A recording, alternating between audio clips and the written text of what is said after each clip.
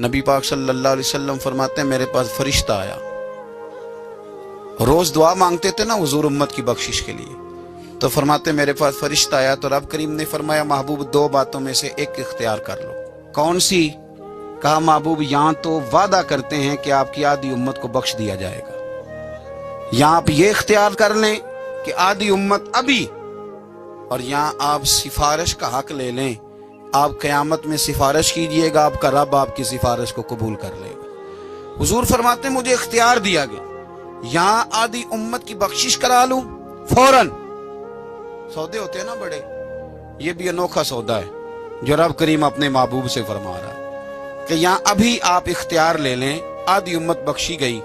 تو رسول کریم صلی اللہ علیہ وسلم فرماتے ہیں میں نے کہا نہیں مالک آدھی نہیں،